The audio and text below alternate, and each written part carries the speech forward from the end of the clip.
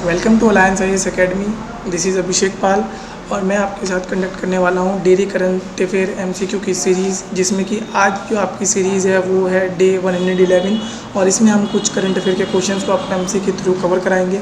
इसमें हमारा जो सबसे पहला क्वेश्चन है वो है आपका इंटरनेशनल सोलर अलायंस के बारे में। पहला स्टेटमेंट है ये लॉन्च किया गया है 2015 में। सेकंड जो क्वेश्चन है वो आपका है international solar alliance is an alliance for more than 122 countries initiated by Spain. तो इसमें आपको बताने हैं करेक्ट ऑप्शन। पहला आपका ऑप्शन है ए 1 ओनली, सेकंड आपका आंसर है बी 2 ओनली, थर्ड आपका ऑप्शन है बोथ, फोर्थ आपका आंसर है नीदर वन नॉट टू। तो देख लेते हैं इसका आंसर क्या होगा। इसका आंसर है आपका 1 ओनली। जो आपका इंटरनेशनल सोलर अलायंस वो बिल्कुल पहला स्टेटमेंट सही है, 2015 में लॉन्च हुआ था। मोर देन 122 कंट्रीज़ ने लॉन्च किया था और इसको इनिशिएट करने वाले थे इंडियन गवर्नमेंट। और ये कोएलिशन है आपकी सोलर रिच कंट्री के, यहाँ पे जहाँ पर सोलर रिसोर्सेज बहुत ज़्यादा हैं।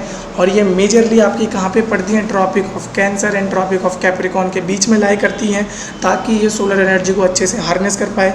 फिर आपका बात करते हैं ये कौन से डिक्लेरेशन में बात की गई थी। ये बात करी गई थी आपकी पेरिस डिक्लेरेशन में।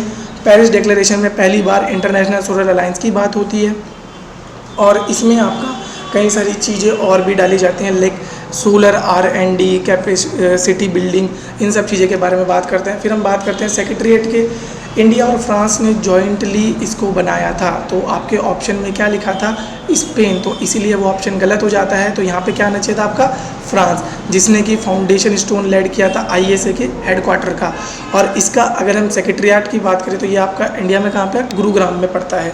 इसके जो मेजर ऑब्जेक्टिव है वो हैं आपके 1000 गीगावाट ऑफ सोलर जनरेशन और capacity and mobilization of investment of over 1000 billion into solar energy by 2030, यानी कि 2030 तक आपको क्या करना है, $1000 बिलियन की इन्वेस्टमेंट को आपको मोबिलाइज करना है।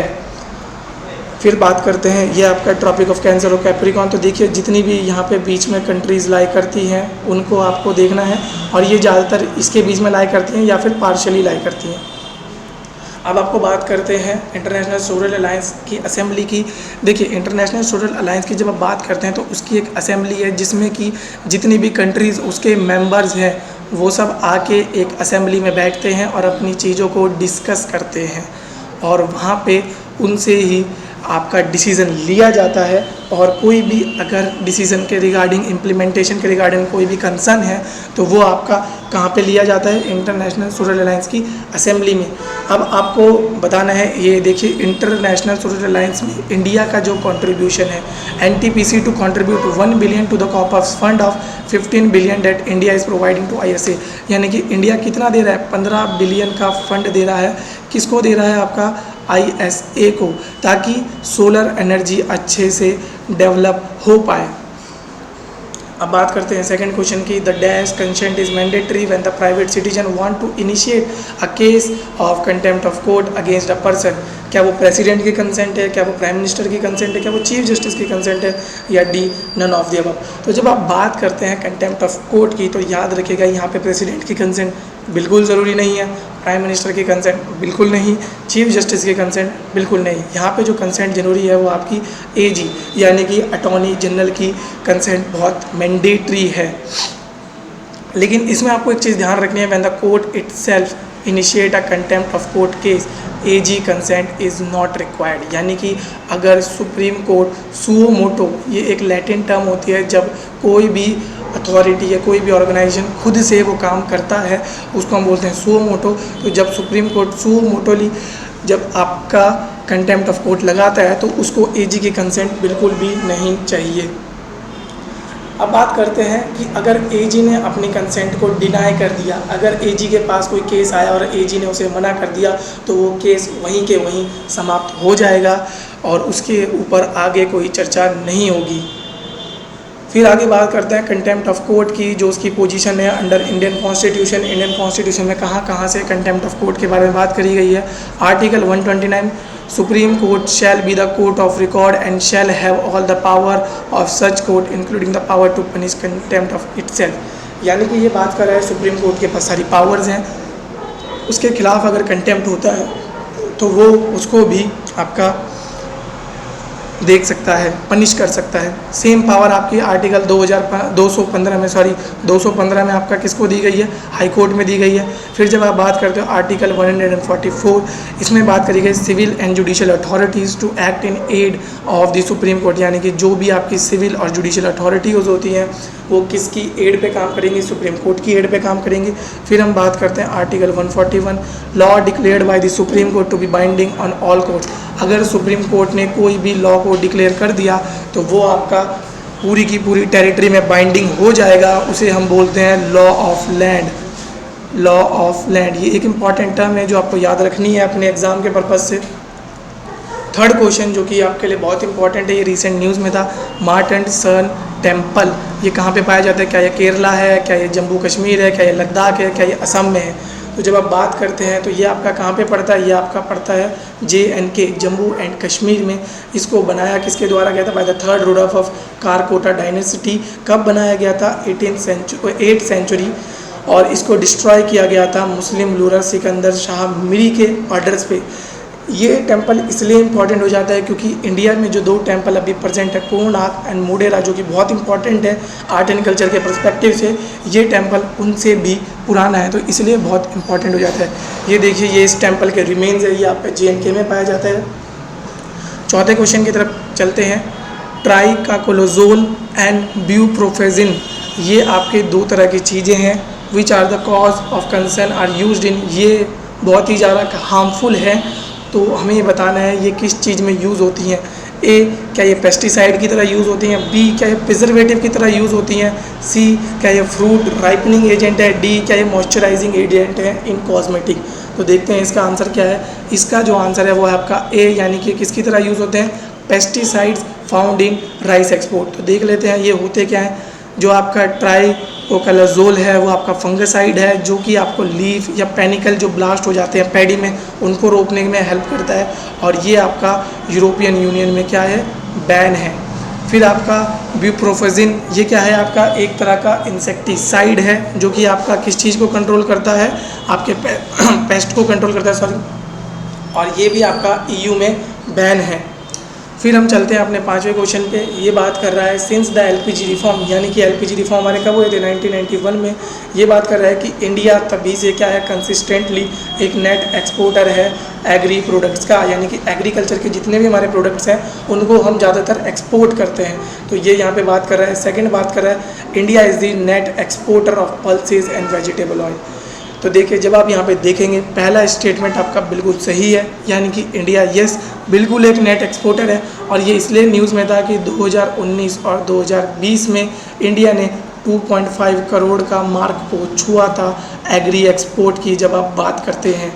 लेकिन जब आप सेकंड स्टेटमेंट को देखते हैं, ये बिल्कुल आपकी सेकंड स्टेटमेंट गलत है। क्यों? क्योंकि इंडिया एक्सपोर्ट नहीं करता, इंडिया पल्सेस और वेजिटेबल ऑयल का इंपोर्ट करता है। तो ध्यान रखिएगा इसको। इसका आंसर है आपका A। तो वही जो मैंने आपको बताया 2.5 करोड़ का ये इसने मार्क को छुआ है। इसमें एक इम्पॉर्टेंट चीज़ जो आपको ध्यान रखनी है, इंडिया का जो शेयर है ग्लोबल एक्सपोर्ट में वो बहुत कम है। वो कितना है, 2%, और ये कितना है आपका 9th रैंक पे इंडिया आता है। इंडिया इवन थाईलैंड और इंडोनेशिया से भी पीछे है। जब हम कंपेयर करते हैं इन 2 देशों को अपने यहाँ की एग्रीकल्चर लैंड से, तो थाईलैंड और इंडोनेशिया में एग्रीकल्चर लैंड बहुत कम है इंडिया के कंपैरिजन में, लेकिन फिर भी वो रैंकिंग में हमसे आगे आता है। तो देख लेते हैं top 3 export from India in terms of value, यानी कि इंडिया से जो टॉप 3 एक्सपोर्ट होते हैं। सबसे पहला मरीन प्रोडक्ट्स, फिर आता है आपका बासमती राइस, फिर आपके आते हैं स्पाइसेस यानी कि मसाले। फिर हम बात करते हैं टॉप 3 इंपोर्ट्स इन इंडिया। हम इंपोर्ट क्या क्या करते हैं इन टर्म ऑफ वैल्यू। सबसे ज़्यादा हम इंपोर्ट करते हैं वेजिटेबल ऑयल्स, फ्रेश फ्रूट, और फिर हम आते हैं पल्सेस पे। तो यहीं पे आपका सेकंड स्टेटमेंट गलत होता है। थर्ड जो इसमें लिखा है वो है कि the top producer of rice is China, यानी कि अगर पूरे वर्ल्ड में बात करें कि टॉप प्रोड्यूसर ऑफ राइस कौन है आपका, तो टॉप प्रोड्यूसर ऑफ राइस है चाइना, और सेकंड नंबर पे आता है आपका इंडिया। लेकिन जब आप बात करते हैं राइस के एक्सपोर्ट की, तो राइस के एक्सपोर्ट में सबसे आगे आता है आपका इंडिया। तो ये बहुत ही इंपॉर्टेंट पॉइंट है जो हमें ध्यान रखना है। 6th क्वेश्चन पे आते हैं, which among the following is not part of new quad. देखिए, न्यू क्वाड एक नई टर्म अभी जियोपॉलिटिक्स में आई है। अभी रिसेंटली हमारे जो फॉरेन मिनिस्टर थे मिस्टर जयशंकर, वो गए थे और उन्होंने 3 देशों के साथ मीटिंग करी है। तो उसी को लेकर एक न्यू क्वाड को बनाने की बात चल रही है।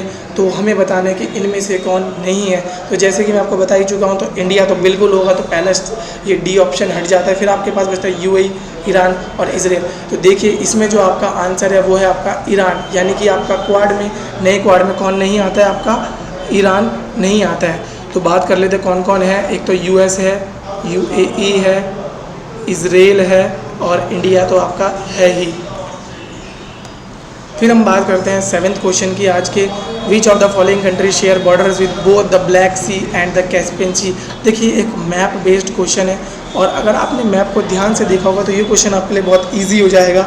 आपको देखना है, इसका आंसर बताना है। ये ईरान है, क्या ये टर्की है, क्या ये रशिया है, क्या ये जॉर्जिया है। तो देखिए जब आप इसका आंसर देने की कोशिश करेंगे तो आपको मैप का नॉलेज बहुत इंपॉर्टेंट है। तो एक बार देख लेते हैं। ये देखिए यहाँ पे आपका क्या है, ये आपका ब्लैक सी है और ये आपका यहाँ पे क्या पड़ रहा है, कैस्पियन सी। तो आप जरा ध्यान से देखिए, इन दोनों से सिर्फ एक ही कंट्री कनेक्ट कर रही है। देखिए यहाँ पे एक तो ये रशिया इधर से और इधर से दोनों जगह से कर रही है। तो इसका आंसर आपका क्या हो जाता है, रशिया, सी ऑप्शन। 8वें क्वेश्चन पे आते हैं। Who is the top producer of rice in the world. अभी हमने पीछे इसको डिस्कस किया, तो आपको बताना है who is the top producer of rice. और आई होप ये आंसर तो आपको आता होगा क्योंकि अभी हमने जस्ट डिस्कस किया। टॉप प्रोड्यूसर ऑफ राइस है ए, यानी कि आपका है चाइना। तो ये हम ऑलरेडी डिस्कस कर चुके हैं। 3 एक्सपोर्टर ऑफ एग्री कमोडिटीज़, जो सबसे ज़्यादा एक्सपोर्ट करती है, सबसे ज़्यादा EU करता है, फिर USA, फिर ब्राज़ील। इंडिया का हम बात कर ही चुके हैं। इंडिया कौन सी रैंक पे है, इंडिया 9th रैंक पे है। बाकी हम ये सब चीज़ें अभी लास्ट हमने डिस्कस की है, तो इनको मैं दोबारा डिस्कस नहीं करूँगा। आगे चलते हैं। Who among the following is incorrect. आपको बताना है इनकरेक्ट। ये ध्यान रखिएगा, जब भी आपके क्वेश्चन में आप हमेशा ये देख लीजिएगा करेक्ट पूछा है या इनकरेक्ट। तो पहला ऑप्शन है meningitis is an inflation of the membrane that surrounds the brain and spinal cord. यानी कि मेनिंजाइटिस एक इन्फ्लेशन होता है, एक सूजन आ जाती है आपकी ब्रेन में और स्पाइनल कॉर्ड में। भी आपका बात करें, it is predominantly cause by the bacterial and viral infection. क्या ये बैक्टीरिया से होता है और वायरस से होता है। C meningitis cause by the bacterial infection, ये बात कर रहे हैं बैक्टीरिया की वजह से आपका मेनिंजाइटिस होता है। डी आपका है नन ऑफ दी अबव। तो देख लेते हैं इसका आंसर। इसका आंसर है नन ऑफ दी अबव, यानी कि ऊपर की सारी स्टेटमेंट क्या है, बिल्कुल सही है। मेनिंजाइटिस बिल्कुल बाय ब्रेन और स्पाइनल कॉर्ड में इन्फ्लेशन से होता है, predominantly cause by the bacterial and viral infection. और मेनिंजाइटिस जो कॉज होता है वो आपका बैक्टीरियल इन्फेक्शन, जो कि अराउंड 2,50,000 डेथ करता है पर ईयर। तो ये इतना हार्मफुल है। It kills 1/10 of those infected, mostly children, young people, and leave 1/5 with long lasting disability. आखिरी क्वेश्चन पे हम बात करते हैं। Rakthamichthys mumba was recently in news. ये क्या है, आपका स्पीसीज ऑफ स्नेक है, स्पीसीज ऑफ इन्वेजिव प्लांट है, स्पीसीज ऑफ ईल है, या नन ऑफ दी अबव।